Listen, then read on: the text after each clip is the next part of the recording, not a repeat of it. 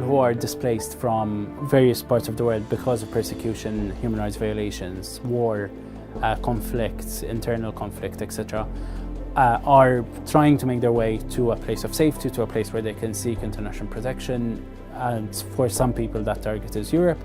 So they're having to go through informal ways of getting in because there aren't legal pathways to protection, or those are very limited, which means that they're using services of smugglers who are putting a lot of people on very small, unseaworthy boats, which is resulting in a huge increase in loss of life at sea, but also in the number of people in distress at sea who need to be rescued.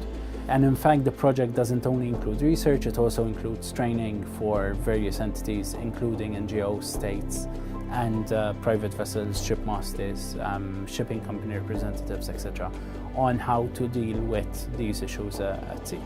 The project looks at kind of two key areas of study. So one is human rights and one is shipping, and the interrelationship between the two. So the first kind of set of issues we want to look at is what happens when a private vessel is instructed to, for example, return people back to Libya. Can it legally ignore those instructions because return to Libya is a violation of the principle of non-refoulement? How does the obligation to obey instructions from the search and rescue country interrelate to the obligations to respect human rights under the guiding principles on business and human rights obligations more generally? So that's the first part. The second part will look at commercial implications of search and rescue. What happens when disembarkation is delayed? What happens when delivery is delayed because of that delay in disembarkation? What are the contractual risks that shipping companies are facing? What are the insurance risks that the shipping companies are facing? But those are the long-term solutions. In the short to medium term, we need to make sure that people at sea are actually being rescued and are being taken to a place where they can access an asylum process and actually enjoy protection from persecution or war, etc.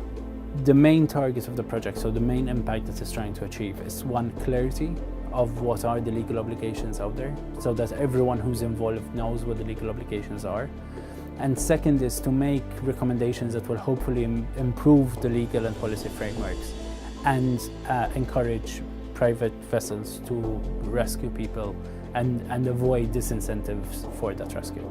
So those are the two main things. So one is informing, and second is actually changing what the legal and policy framework to improve the chances of people being rescued at sea.